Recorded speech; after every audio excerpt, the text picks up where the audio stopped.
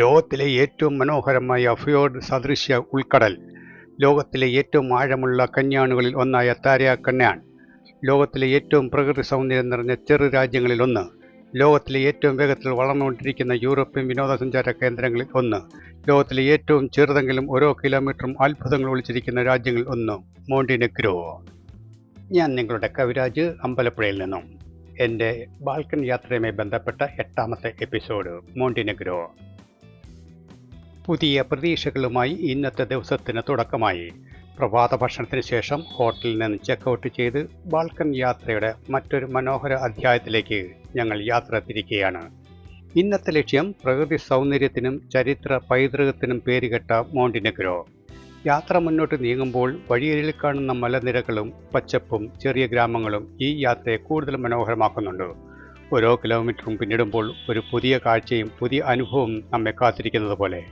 ഇന്നത്തെ യാത്രയിൽ അതിർത്തി കടക്കുന്നതും വഴിയിലുടനീളമുള്ള മനോഹര ദൃശ്യങ്ങളും ഒടുവിൽ മോണ്ടിനെഗ്രോയുടെ വിശേഷങ്ങളും നിങ്ങളുമായി പങ്കുവയ്ക്കാനാണ് എൻ്റെ ശ്രമം.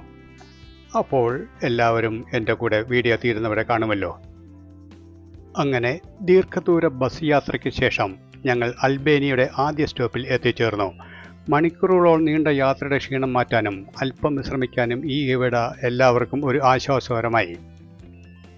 അൽബേനിയയുടെ ദേശീയ നായകനായ ഇസ്മായിൽ കെമാലിയുടെ സ്മാരകത്തിന് സമീപത്താണ് ഞങ്ങൾ എത്തിച്ചേർന്നത്. 1912 അൽബേനിയയുടെ സ്വാതന്ത്ര്യം പ്രഖ്യാപിച്ച നേതാവായിരുന്നു ഇസ്മായിൽ കെമാലി. അതുകൊണ്ട് തന്നെ അൽബേനിയൻ ജനതയ്ക്ക് അദ്ദേഹം ദേശീയ അഭിമാനത്തിൻ്റെ പ്രതീകമാണ്. അവിടെ നിന്നും ഞങ്ങൾ കാൽനടയായി കുറച്ചു ദൂരം മുന്നോട്ട് നടന്നു. ഇരുവശവും പച്ച പിടിച്ച മരങ്ങളും മനോഹരമായി ഒരുക്കിയ പൂന്തോട്ടങ്ങളും നഗരത്തിൻ്റെ വൃത്തിയും ചിട്ടയും ആ നടത്തത്തെ കൂടുതൽ ആസ്വാദകരമാക്കി. ഓരോ ചുവടുവെപ്പിലും അൽബേനിയയുടെ ശാന്തമായ അന്തരീക്ഷം അനുഭവിക്കാനായി. അങ്ങനെ നടന്നെത്തിയത് അൽബേനിയയുടെ ദേശീയ ചരിത്രവുമായി ബന്ധപ്പെട്ട ഒരു മനോഹര സ്മാരകത്തിന് അരികിലേക്കാണ്. 1950കളിൽ രൂപം കൊണ്ട ഈ പാർക്ക് ഇന്ന് നാട്ടുകാരുടെയും വിനോദസഞ്ചാരികളുടെയും പ്രിയപ്പെട്ട വിശ്രമ കേന്ദ്രമാണ്. പാർക്കിനുള്ളിലെ ഈ സ്മാരകം അൽബേനിയയുടെ ചരിത്രവും ജനങ്ങളുടെ ജീവിതവും പ്രതീകാത്മകമായി അവതരിപ്പിക്കുന്ന കലാസൃഷ്ടിയാണ്. ചുറ്റും നിറഞ്ഞു നിൽക്കുന്ന പച്ചപ്പും മനോഹരമായ പൂന്തോട്ടങ്ങളും ശാന്തമായ അന്തരീക്ഷവും നഗരത്തിൻ്റെ തിരക്കിനിടയിലും ഒരു പ്രത്യേക അനുഭവമാണ് സമ്മാനിക്കുന്നത്. കുറച്ചു സമയം ഇവിടെ ചെലവഴിച്ചതോടെ യാത്രയുടെ ക്ഷീണവും മാറി. തിരാനയുടെ സൗന്ദര്യം അടുത്തറിയാനുള്ള അവസരവും ഞങ്ങൾക്ക് കിട്ടി. ഏതാനും മണിക്കൂറുകളുടെ യാത്രയ്ക്ക് ശേഷം അൽബേനിയ മോണ്ടിനെഗ്രോ അതിർത്തിയിൽ ഞങ്ങൾ എത്തിച്ചേർന്നു. പതിവ് എമിഗ്രേഷൻസ് കസ്റ്റംസ് പരിശോധനകൾ പൂർത്തിയാക്കിയ ശേഷം വളരെ വേഗത്തിൽ തന്നെ അതിർത്തി കടക്കാൻ സാധിച്ചു. അങ്ങനെ എൻ്റെ ലോകയാത്രയുടെ മറ്റൊരു രാജ്യമായ മോണ്ടിനെഗ്രോയിലേക്ക് ഔദ്യോഗികമായി ഞാൻ പ്രവേശിച്ചു. പുതിയ കാഴ്ചകളും പുതിയ അനുഭവങ്ങളും തേടിയുള്ള യാത്ര വീണ്ടും ഇവിടെ ആരംഭിക്കുന്നു, മോണ്ടിനെഗ്രോയിലേക്ക്. അങ്ങനെ മനോഹരമായ അൽബേനിയയുടെ യാത്ര പറഞ്ഞ് ഞങ്ങൾ വീണ്ടും മുന്നോട്ട് യാത്ര ആരംഭിച്ചു. അടുത്ത ലക്ഷ്യം ബാൽക്കൻ മേഖലയിലെ ഏറ്റവും ചെറുതും അതിമനോഹരമായ രാജ്യങ്ങളിലൊന്നുമായ മോണ്ടിനെഗ്രോ. കറുത്ത പർവ്വതങ്ങളുടെ നാട് എന്നർത്ഥം വരുന്ന മോണ്ടിനെഗ്രോ വിസ്തീർണത്തിൽ ചെറുതാണെങ്കിലും പ്രകൃതി സൗന്ദര്യത്തിൽ ലോക പ്രശസ്തമാണ്. അഡിയാറ്റിക് കടലിൻ്റെ മനോഹരമായ തീരങ്ങളും ഉയരം കൂടിയ പർവ്വത നിരകളും തടാകങ്ങളും പുരാതന പട്ടണങ്ങളും ചേർന്നതാണ് ഈ രാജ്യം. യൂറോപ്പിലെ ഏറ്റവും മനോഹരമായ തീരദേശ രാജ്യങ്ങളിലൊന്നായി ഇത് അറിയപ്പെടുന്നു. വിനോദസഞ്ചാരമാണ് രാജ്യത്തിൻ്റെ പ്രധാന വരുമാന മാർഗങ്ങളിൽ ഒന്ന്. ഏകദേശം 6.5 ലക്ഷം ജനസംഖ്യ മാത്രമുള്ള മോണ്ടിനെഗ്രോയുടെ തലസ്ഥാനം പോഡ്ഗോറിക്കയാണ്. യൂറോ ആണ് ഇവിടുത്തെ ഔദ്യോഗിക കറൻസി. 2006 സെർബിയയിൽ നിന്നും സ്വാതന്ത്ര്യം നേടിയ മോണ്ടിനെഗ്രോ ഒരു സ്വതന്ത്ര രാഷ്ട്രമായത്. പ്രകൃതിയെയും പൈതൃകത്തെയും ഒരുപോലെ സൂക്ഷിച്ചിരിക്കുന്ന ഈ മനോഹര രാജ്യത്തിന് വിശേഷങ്ങൾ വളരെ അധികങ്ങളാണ്.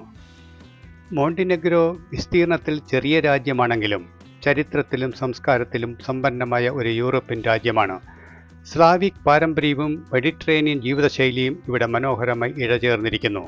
സംഗീതത്തിനും നാടോടി നൃത്തങ്ങൾക്കും പാരമ്പര്യ കലകൾക്കും ഇവിടുത്തെ ജനങ്ങൾ വലിയ പ്രാധാന്യം നൽകുന്നുണ്ട്. നൂറ്റാണ്ടുകൾ പഴക്കമുള്ള പള്ളികളും ആശ്രമങ്ങളും കോട്ടകളും ഇന്നും രാജ്യത്തിൻ്റെ സാംസ്കാരിക പൈതൃകത്തെ സംരക്ഷിച്ചു നിർത്തിയിരിക്കുന്നു. വിദ്യാഭ്യാസത്തിന് മോണ്ടിനെഗ്രോയിൽ വലിയ പ്രാധാന്യമാണുള്ളത്. പ്രാഥമിക വിദ്യാഭ്യാസം നിർബന്ധിതമാണ്.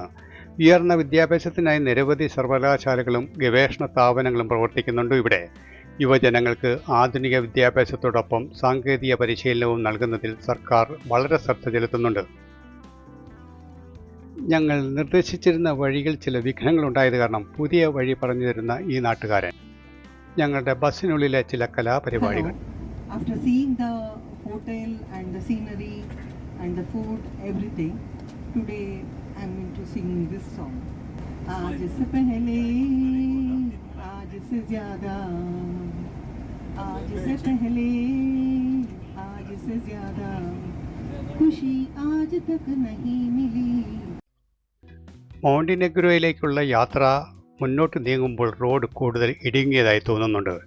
എതിർദിശയിൽ നിന്നും വാഹനങ്ങൾ വന്നാൽ പരസ്പരം വഴിമാറാൻ പോലും ഏറെ ശ്രദ്ധ ആവശ്യമായി വരുന്നു.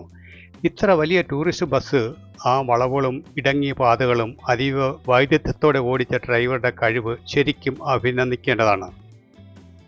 തുടർന്ന് ഞങ്ങൾ എത്തിച്ചേർന്നത് മോണ്ടിനെഗ്രോയുടെ തലസ്ഥാനമായ പോഡ്ഗോറിക്കയിലുള്ള ഏറ്റവും പ്രശസ്തമായ ആരാധനാലയങ്ങളിലൊന്നാണ് ക്രൈസ്റ്റിൻ്റെ ഉയർത്തെഴുന്നേൽപ്പിൻ്റെ കത്തീഡ്രൽ.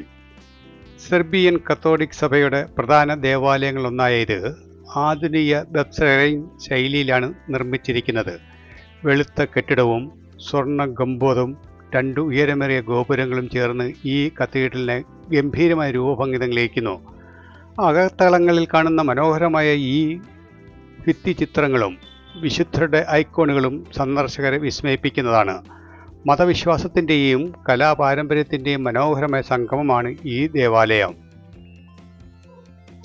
ചുവരുകൾ മുഴുവൻ നിറഞ്ഞു നിൽക്കുന്ന വിശുദ്ധരുടെ ചിത്രങ്ങളും അതിമനോഹരമായ ഭിത്തി ചിത്രങ്ങളുമായിരുന്നു ഓരോ ഭാഗത്തും നമുക്ക് കാണാൻ സാധിച്ചത്.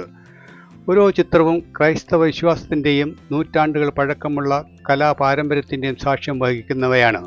ഉയർന്ന മേൽക്കൂരയും മനോഹരമായ ചാർഡിയറുകളും ശാന്തമായ പ്രാർത്ഥനാന്തരീക്ഷവും ഈ ദേവാലയത്തിന് ഒരു പ്രത്യേക ആത്മീയ ഭംഗി തന്നെ നൽകുന്നുണ്ട്.